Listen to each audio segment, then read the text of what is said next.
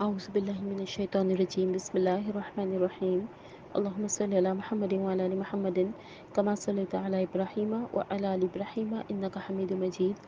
حدیث نمبر 36۔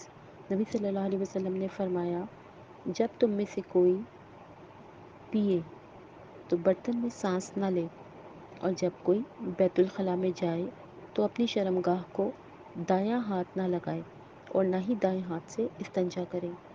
یعنی نبی صلی اللہ علیہ وسلم نے اس حدیث میں دو باتیں فرمائیں۔ ایک تو یہ کہ جب کوئی پانی، شربت یا کوئی بھی دودھ وغیرہ کچھ بھی پیے تو برتن میں سانس نہ لے۔ کیا مطلب؟ تھوڑا سا سوچئے کہ ہمارے ہاتھ میں گلاس ہے، ہم کچھ پی رہے ہیں، ہم نے ایک گھٹ پیا، پھر اس میں سانس لیا، پھر پینا شروع کر دیا، تو ہوگا کیا کہ ہمارے منہ کی جو ہوا ہے یا جو گندی سانس ہے تو وہ اس پانی کے اندر یا اس برتن کے اندر چلی جائے گی۔ تو اس لیے ہمیں جو ہے سانس لینے سے منع فرمایا ہے۔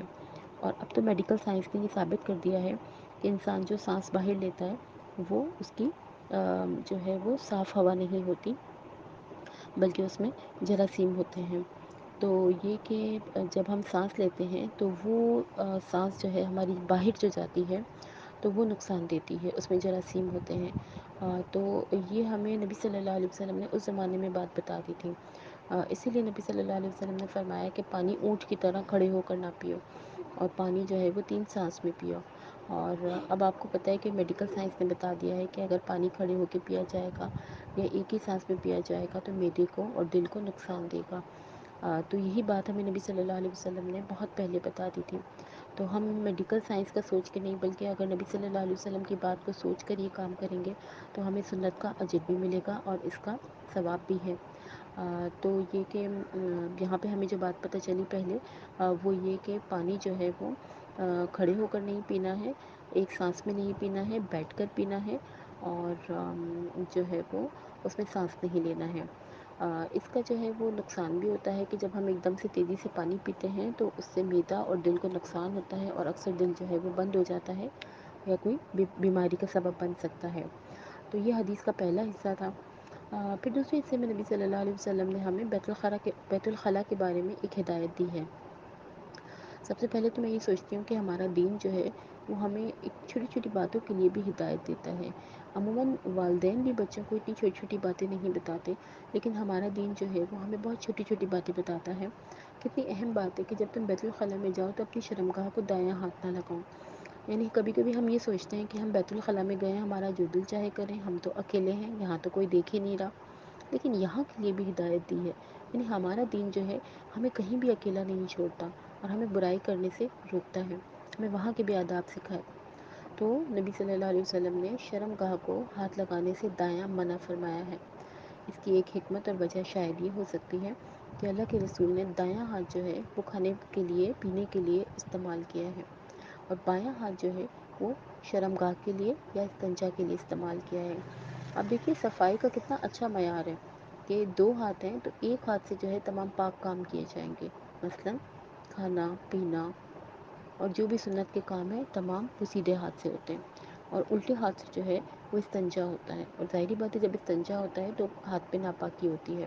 تو اسی لیے حکم دیا کہ جب تم اپنی شرمگاہ کو ہاتھ لگاؤ تو اس وقت تم دایاں ہاتھ استعمال نہ کرو، کیونکہ شرمگاہ جو ہے وہ گندی جگہ ہوتی ہے، اور ہاتھ جو ہے دایاں ہاتھ جو ہے وہ کھانے پینے کے لیے استعمال کیا جائے گا۔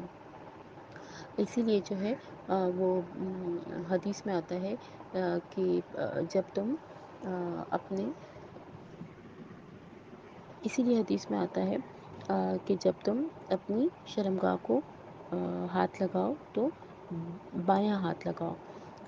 بچے کو بھی جب ہم پیمپر پہناتے ہیں یا بچے کی پوٹی وغیرہ صاف کرتے ہیں تو اس میں بھی یہی کوشش کی جائے گی کہ ہم اپنا جو ہے وہ بایاں ہاتھ زیادہ استعمال کریں بنسبت دائیں ہاتھ کے، کیونکہ دائیں ہاتھ کو نبی صلی اللہ علیہ وسلم نے پسند فرمایا ہے، اور آپ جو بھی کام ہوتے تھے اپنے دائیں ہاتھ سے عموماً کرتے تھے۔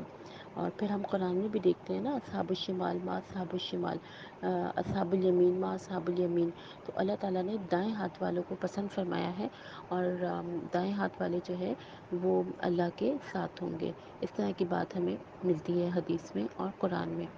تو یہ کہ جب ہم دنیا میں ہی ان باتوں پر عمل کریں گے کہ ہم دائیں ہاتھ کو اللہ اور اس کے رسول کی مرضی کے مطابق استعمال کریں گے تو آخرت میں یقیناً ہم دائیں ہاتھ والے ہی کہلائیں گے۔ تو اللہ تعالیٰ سے ہماری دعا ہے کہ اللہ تعالیٰ ہمیں اس سنت پہ عمل کرنے کی توفیق عطا فرمائے کہ ایک تو ہم دائیں ہاتھ والے ہوں اور اللہ کے ساتھ ہوں، اور دوسرا یہ کہ ہم اس سنت کو پورا کریں کہ ہم پانی جب پئیں تو برتن میں سانس نہ لیں۔ عموماً یہ ہوتا ہے کہ ہم حدیث تو پڑھ لیتے ہیں لیکن ہم جب عمل کرنے لگتے ہیں اور ہمیں بہت پیاس لگتی ہے تو ہم عموماً ایک ہی سانس میں جو ہے وہ تیزی سے پانی پی لیتے ہیں اور اس کے بعد پھر وہ ہمیں نقصان دیتا ہے۔ تو اللہ تعالیٰ سے ہماری دعا ہے کہ اللہ تعالیٰ ہمیں ہر سنت پہ عمل کرنے کی توفیق عطا فرمائے۔ وآخر دعوانا ان الحمد للہ رب العالمین۔